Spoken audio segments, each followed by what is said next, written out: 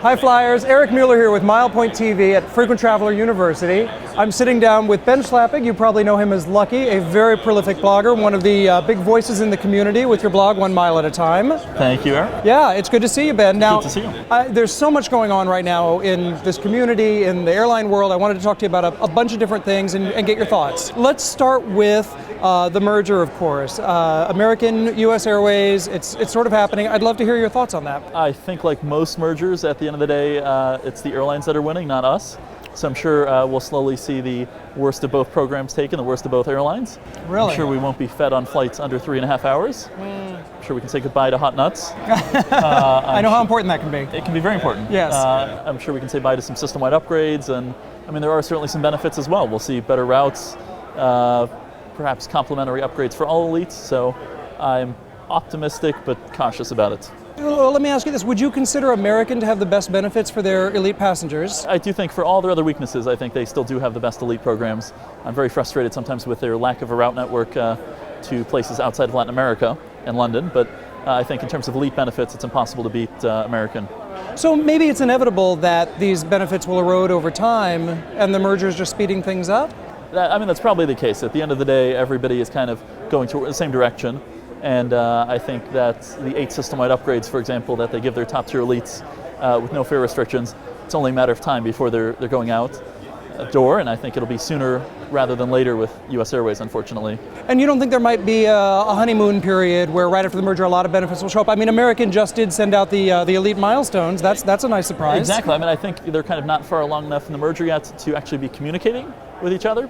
So I'm sure it'll be quick once it actually happens.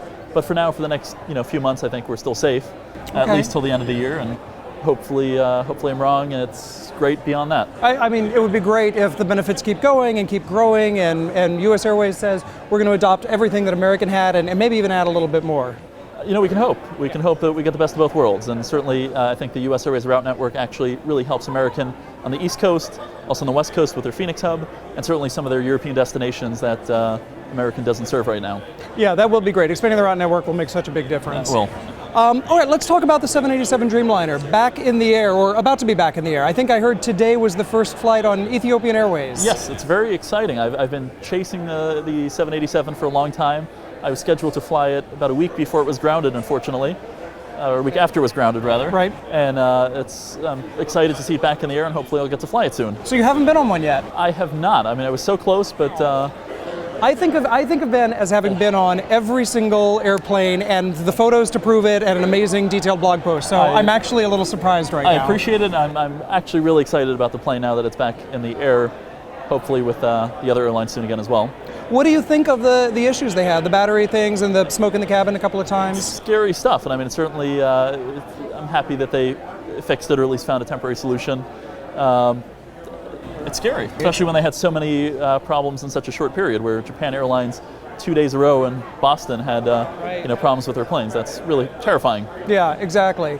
Well, okay, now, speaking of scary, I saw something on your blog recently that I really want to ask you about. You had a flight recently with some really bad turbulence. Tell me a little bit about that first. Let's let everybody know about that. So I was flying Royal Jordanian from Bangkok to Hong Kong.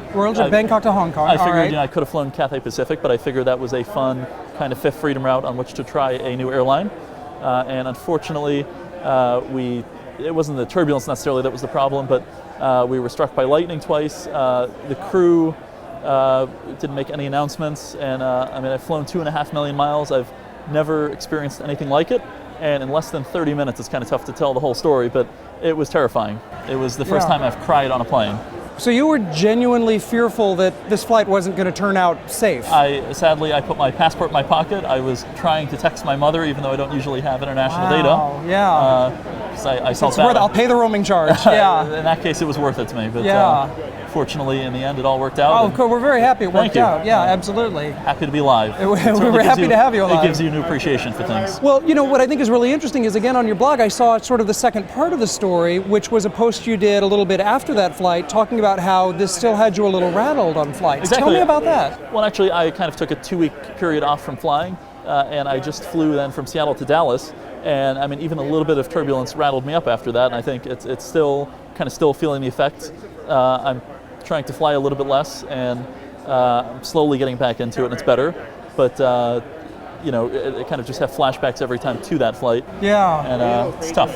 Yeah, I can imagine. And it's I feel even worse for just complaining about the experience, because it's very hard to explain, you know, when you have a situation like that, because everybody has their airplane terror story. Okay. Whatever it might be. Right. So. But I mean, everybody does, but that's because it's your story. I mean, I Right, get it. yes, You know, right, exactly. I never had a story that was as scary for me or an experience Right. as scary for me as it sounds like that one was. But I get it. Yep. It was. I mean, it was scary. Yeah, I think everybody understands that. And I think I saw you mention that one of your biggest complaints was, you just said, the way that the crew handled the whole situation. Exactly. I mean, it was, you know, you kind of, I think the job of especially for a commercial airliner, of a crew, isn't just to safely get the plane to the destination, but also, you know, to make sure the passengers feel comforted and everything. And the lack of any announcements while we were, you know, holding in what they call a red cell for 30 minutes, you know, was kind of concerning. And then when we got on the ground, almost everybody was crying. And you would think the pilots would make an announcement then just explaining that, oh, you know, we weren't in danger at any point or whatever. Sure. But, you know, when I think about it, maybe I should give them the benefit of the doubt and assume that, you know, actually they were terrified as well, and they couldn't be a soothing force, perhaps. That must have been very terrified if they weren't able to even do that part of their job. The flight attendant was in the cockpit during landing, and when we landed, she came out, she was crying, and, you know, she said, and I don't know if she was, I assume she wasn't quite serious, but she said that the pilots were retiring after that flight. They'd had enough. Yeah. But it was scary. And you almost retired after that flight, it sounds like. I almost retired from this as well, so. Yeah. Yes. Well, we're really glad you didn't. As appreciate always, it. it's a pleasure to talk to you. It's a joy to read your blog. You really keep everybody up to date on everything, especially the situation with the Diet Coke and the hot nuts on every flight. You got to keep the important stuff in perspective here. That's right, The hot nuts exactly. and the Diet Coke. The hot nuts and the Diet Coke on every flight. Absolutely. Ben, a pleasure. Thank you so much for your time. Thanks.